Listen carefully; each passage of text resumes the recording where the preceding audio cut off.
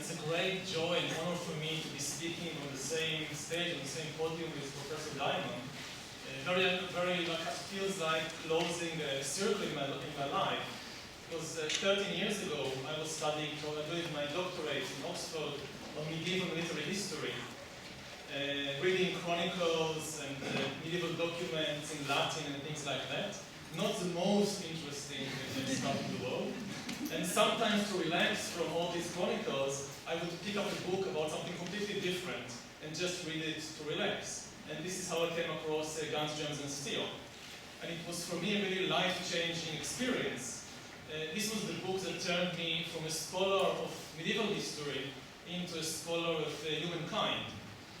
Even previously, I was always interested in the really big questions of history, but I was led to believe by what everybody around me in the academy was doing and publishing that it was impossible to study seriously the really big questions of history or for almost anything, because they were just too big. You had to concentrate on something manageable, like 10 years or 2 years. And Guns, Germs, and Steel showed me that this was wrong, that it is possible to tackle in a beautiful way the biggest questions around. And in fact, it showed me that without engaging with the biggest questions of history, there is not much point in studying the smaller questions and issues. I mean, they are important, but only if you manage somehow to combine them into a big picture that answers something which is really significant. So in the 15-20 minutes that I have at my disposal, I would like to follow Professor Diamond's example and try to answer a big question. And the big question, which turned up in some of the questions earlier, is what transformed Homo sapiens from being an insignificant African ape minding its own business in the corner of Africa about 70,000 years ago into the master of planet Earth today. If we go back 70,000, 80,000 years ago, so we find Homo sapiens in its corner of Africa doing nothing of much importance. And we find that in planet Earth at that time, there are at least 5 other human species around. The Neanderthals in this area in Europe, Homo erectus in Asia, and in other places. And the most important thing to know about all these human species is that none of them was important. None of them was important to the ecology. None of them had much impact on what was going on in the planet. They had far less impact, say, than bumblebees or jellyfish, but just another animal amongst many other animals without anything really. So they are unique in many ways, but every animal is unique in many ways. They are not important in their impact. Today, they are extremely important in their impact, and I should say not they, because there are no longer 6 species of humans, there is just one, our species, Homo sapiens. The other 5 species have disappeared, probably thanks to our own efforts. And we are left alone from this family, but we've gone much bigger, from about, say, 1 million humans of all species combined, about 70,000 years ago. Now there are close to 7 billion humans, 7 billion sapiens. And to get a measure of how important we are, if you took all these 7 billion sapiens together and put them on a large scale to see how much they weigh, you would see that whatever it's called shows about 300 million tons.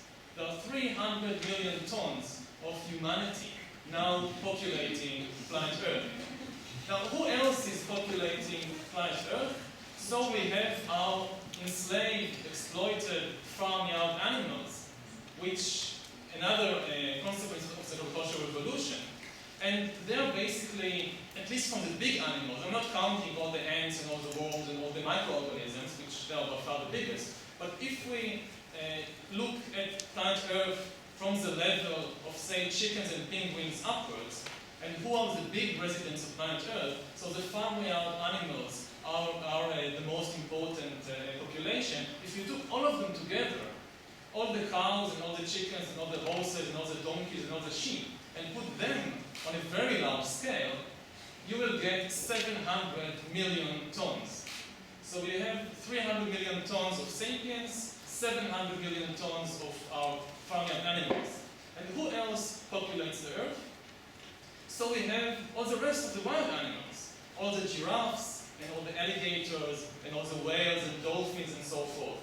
And they still populate our TV screens, say on National Geographic, and they still populate our fairy tales, and they still populate our children's books, but they no longer populate as much as they did before the actual planet. They're dwindling.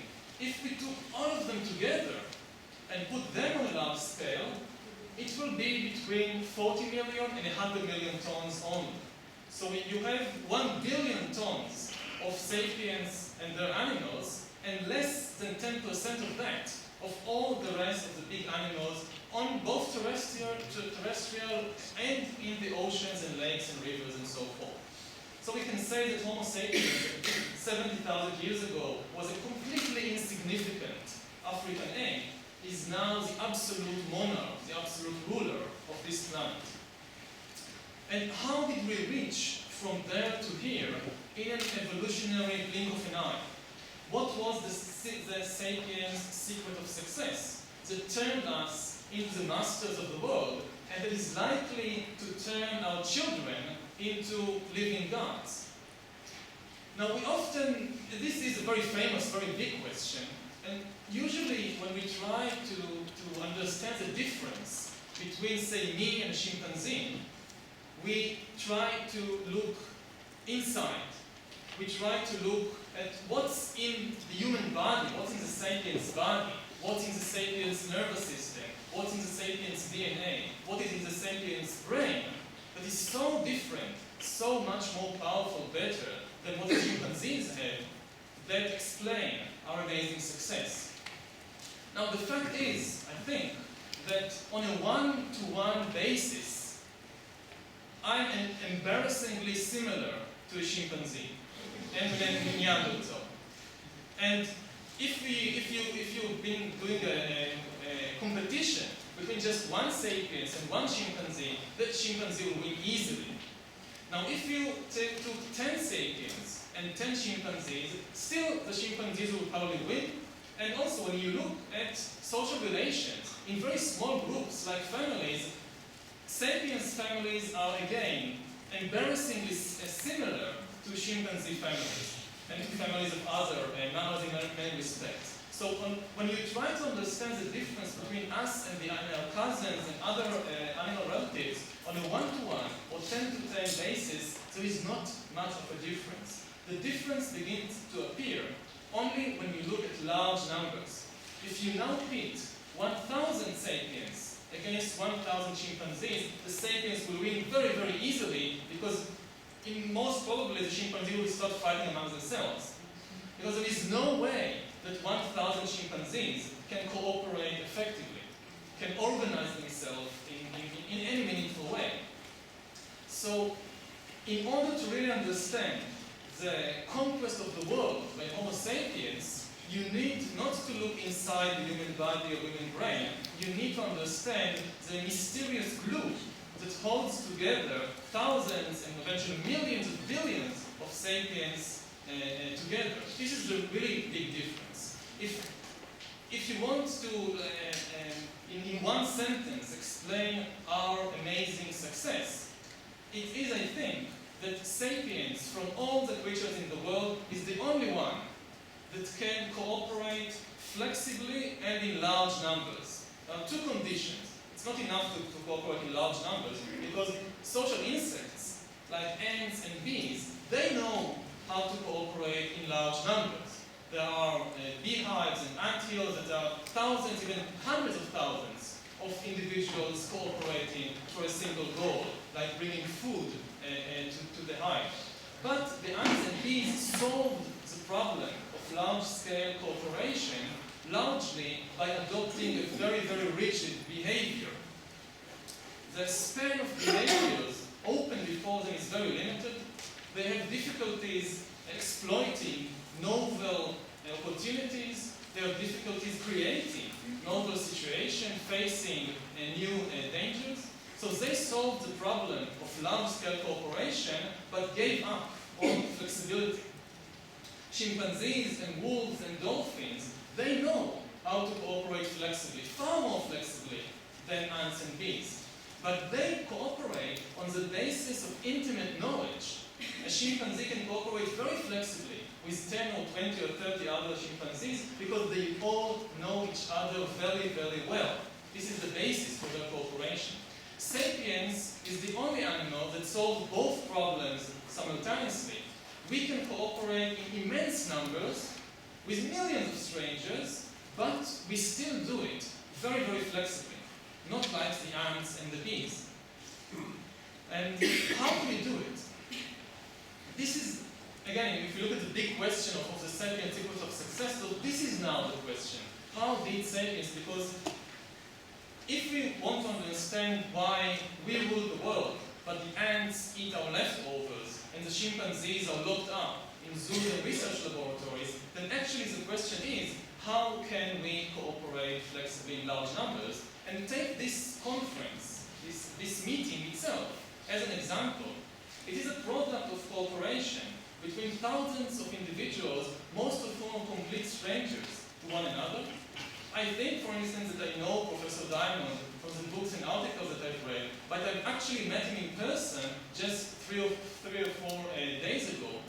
I don't really know any of the people who organized this convention, this meeting, and I certainly don't know most of the people here in the audience.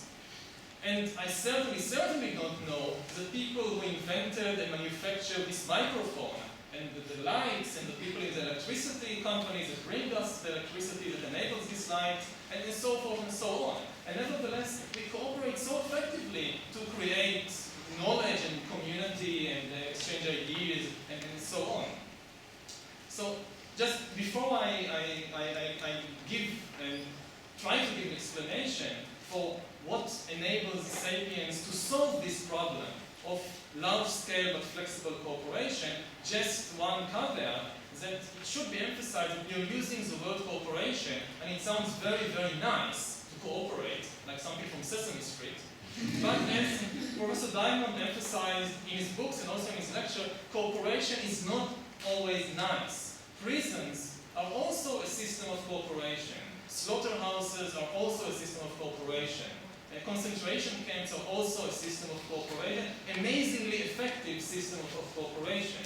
In, say, Treblinka concentration extermination camp, there were about 100 German guards and a few hundred Ukrainians and other auxiliaries, and this was enough to exterminate close to 1 million people because they cooperated so effectively. Chimpanzees don't have prisons. They have genocide on a small scale, but not in concentration camps. They are not sophisticated enough to create such cooperation. So, what was the solution for the problem of flexible, large-scale cooperation? I would suggest that the solution, which appeared in the cognitive revolution about 70,000 years ago, is in the human imagination. We don't have mass cooperation instincts. Evolution did not equip us with instincts for cooperation with strangers, because for millions of years of evolution, there was no possibility and no need for such a thing, so it didn't evolve. We are filling in the gaps of evolution with our imagination. What enables strangers to cooperate in large numbers is that they create imagined realities together. We invent stories, we invent laws, we invent values that exist only in our imagination, but as long as all the strangers believe in the same fictions, they will obey the same laws and thereby cooperate. If you study any large-scale human cooperation, a modern state or a medieval church or an ancient city or an archaic tribe, you will always find that it is rooted in common stories, in common fictions, in common myth that exist only in the imagination. We cooperate because we believe in gods, in nations, in money, in justice, in business cooperation, in human rights, but there is no such thing as gods and nations and human rights and justice and money except in the stories that we tell each other and believe. And we've conquered the world. I mean, imagination is so powerful, not just because it enables many strangers that believe in the same thing to cooperate. Chimpanzees, they have a problem. If you come to a chimpanzee and tell him, give me your banana, and in exchange, after you die, you will go to chimpanzee heaven and you will receive many, many bananas. No chimpanzee will fall for this trap.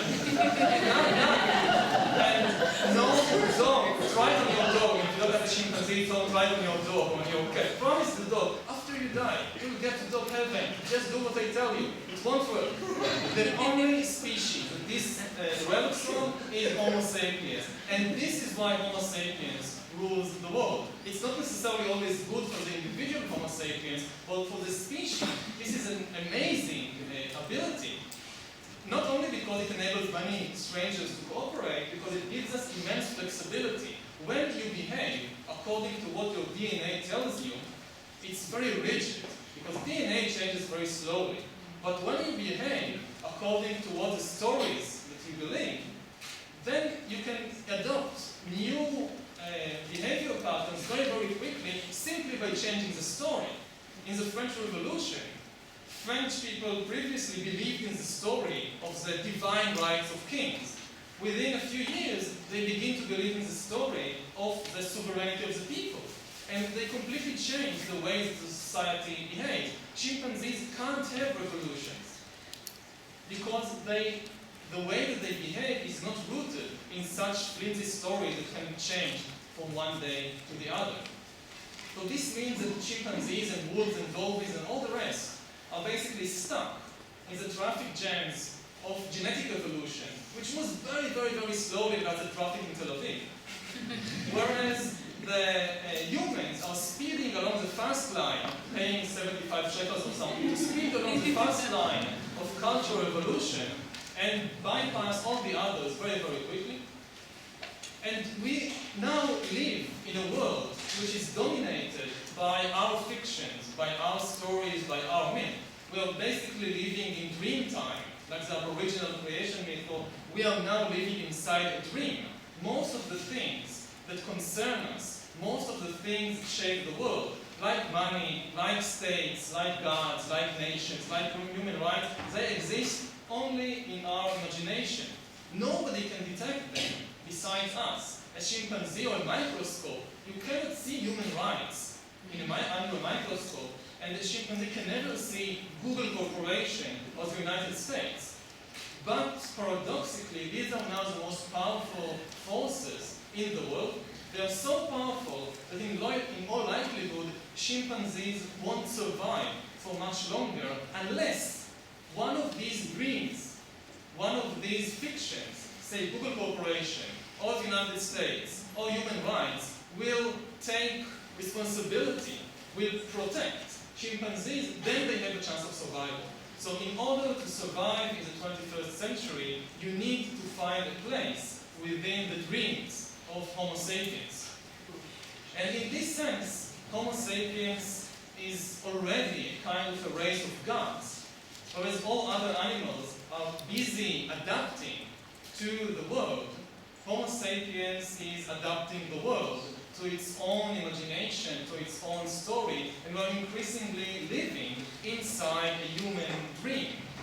And if this goes on, what is expected in the 21st century, as we acquire more and more power, the ability to, the power of our dreams will become ever greater, and it is, I think, not impossible that after 4 billion years of evolution by natural selection, we will start having evolution by intelligent design. Not an intelligent design of some creator god, but intelligent design of us gods, human gods, that create through their imagination. Thank you.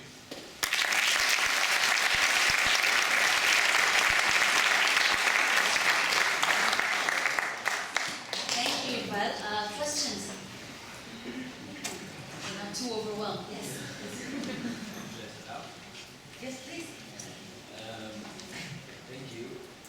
Dr. Harari, you speak a lot about the nature of the human species, and Professor Diamond, you speak a lot about the emphasis and effects of agriculture about our history. Excuse me, we're going to have a comparative discussion right after the break. I'm not, So right now, questions to Dr. Harari. That's okay. I would like to know what you think, how do you think our nature as a human, as an animal affected the development of agriculture? What drives us always, and apparently from the beginning of agriculture continues to drive us to make our life better or worse, depends how you look at it. And you know, it seems that there's some mechanism here, and what do you think about that? And is it continuing to grow? Is it continuing to work? And what's happening there? All animals want to make their lives better, but they don't usually have the power to change the world in accordance with their ideas. Now, the blessing and the curse of Homo sapiens is that it has this power. And throughout history, as Professor Diamond emphasized, very often we don't really know the consequences of what we are doing. Most of the biggest revolutions in history, like the agricultural revolution, they began with humans trying to improve their daily lives in very small ways, not realizing that this has immense consequences that nobody can foresee and nobody wants. So I don't think that humans are different, that sapiens is different from other humans, like Neanderthals, or from other animals like dogs or dolphins, in having special desires or special wants. It is different in its powers. Powers that, as I tried to explain, come from the unique ability to share imagination. Yes, please. Hi. I would like to ask if you have any insight about how the way families shape instead of from as we were before the big society until we became to cells made out of families instead of tribes or. Okay. A question about the history or the evolution of the family. Maybe Professor Diamond can expound later on, but as far as I know, nobody really knows what was the family structure before the agricultural revolution. There is a huge debate about it. I mean, many people assume, as a matter of fact, that sure, they lived in small cells of nuclear families with 2 parents and 3 children and so forth, but we have very, very little evidence for it. And if we look at our cousins, like the chimpanzees and the bonobos, they have very different family structure, and I don't think there is strong evidence, one way or the other. There is another theory that they lived in communes. But again, we don't have hard evidence. Perhaps the new field of paleogenetics will give us hard evidence, because we now, there are some places where we found, especially when there are massacres, an entire ancient hunter-gatherer band massacred and buried in the same place. And now what we can try to do is extract DNA from all the members of this massacred group and try to construct the family tree of this group. And this may shed real empirical light on the question of ancient family relation. At present, there are many, many speculations, but very little hard evidence. After the agricultural revolution, then yes, we have much more evidence and about how the family developed until it came to what it is today. Do you think that the time of this dream is going to change soon? I tell you, you know what I mean? Because of science, because we start to see the consequences of some dreams that are not so good. Whether the dream will change. Dream always changes. I mean, this is the power of this dream. The advantage of dream over DNA, the DNA changes very, very slowly. The dream changes very, very, very quickly. If you look, say, at a person who was born in 1900 and died in 2000 in, say, a place like Germany, the dream changed so many times during these 100 years. I mean, if say, a woman was born in Berlin in 1900, she manages to live in, I think, 5 different, completely different dreams of the Weimar, of the Second Reich, then the Weimar Republic, then the Nazi dream, then the communist dream, and now this democratic, liberalist, capitalist dream. Same DNA, 5 different dreams. So I think that the pace of the changes in the dream is just getting faster and faster. Nobody thinks that the world in 2100 would look anything like what it looks today, not only in terms of technology, but also in terms of what people believe and value, if there are people still in 2000. Following the way you explained our dreams, I think we're also in a special situation in the last 100 years or less. Basically, many people have enough of the basic needs. And from this point, I see 2 directions. One says, if you follow the dog concept, as long as I have my bone a day, I'm really happy and I should be really happy. And the other direction says that I want a huge palace full of bones that I can just swing inside. And following your insight, I'm really interested, how do you think, based on our DNA, on the way we build the dreams, what do you think about these 2 options? What is far more likely is the palace option, not the I have my bone, I'm content. I mean, people had their bone not only in the last 100 years, but much before. Basically, until about 100 or 150 years ago, for most people, the situation did not improve at all. I mean, it was in terms of nutrition, in terms of disease, in terms of longevity, it was better to be a hunter-gatherer 20,000 years ago than a Chinese peasant in 1800. So this chasing the bone didn't really help much. And people continue to chase it because they always have this palace in the clouds. And this is what they are running after. If you look, say, today at Israeli society, what do you really need in order to survive? What do you really need in order to fulfill the basic biological requirements of Homo sapiens? Very little. With 1,000 shekels a month, you're done. So why do people want more and more? Because they want the palace in the cloud. So, going from that, this idea of the palace in the cloud, we're also starting to see now, with the overall environmental pressures that we're putting on this planet, is actually putting the human species as well as all of the species on the planet at a point where nothing might be able to survive, at least in this age. And so, I guess my question is to changing that dream, because maybe this isn't possible to survive with that. Okay, this brings us back to the Maya civilization and the ability of the kings that order the deforestation of the hills to isolate themselves from the consequences. I think one of the big problems today is that the world elite will probably have an escape route from the consequences of ecological disaster. I mean, it will affect billions, but the 20 million, 50 million at the top will probably be able to weather the storm and will probably be able, perhaps with all kinds of new technology, to upgrade themselves into a kind of new superhumans, which will be able to survive even a very drastic ecological catastrophe.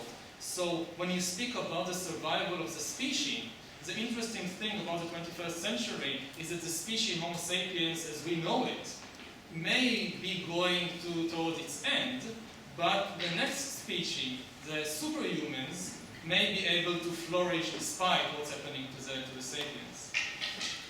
One last question. Oh, there's somebody over there. Sorry, going over there. Just get up. Do you think,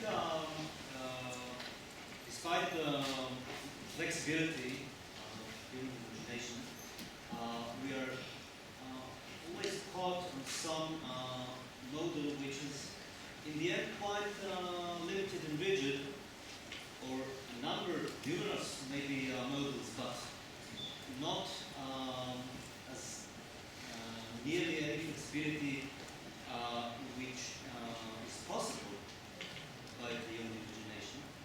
And in the end, maybe also the DNA is in the end influencing our dreams. The DNA is influencing our dreams, but as time goes on, the dreams become more and more powerful, and eventually today we are able to, the dreams are able to really actually start changing the DNA. And the interesting thing about Homo sapiens is that the amazing flexibility that its DNA enables. I mean, for every animal, DNA is not a dictator. It's always an interaction between DNA and environment. And not every chimpanzee behaves the same way. Not every chimpanzee band has the same political structure, the same hierarchy, and so forth. There is room for maneuver. But looking over thousands and millions of years, the room for maneuver is very limited. In the case of Homo sapiens, for some strange reason, DNA gives immense room for maneuver, and we are able to reprogram ourselves and our children again and again and again to behave in very, very different ways. Again, there's the German example that I gave before. The same woman with the same DNA can live in 5 entirely different societies. So this is something that with other animals we don't see happening unless people force it from the outside on them. It's never something that comes from inside. There are no revolutions in chimpanzee societies of the kind like the French Revolution or like the Communist Revolution.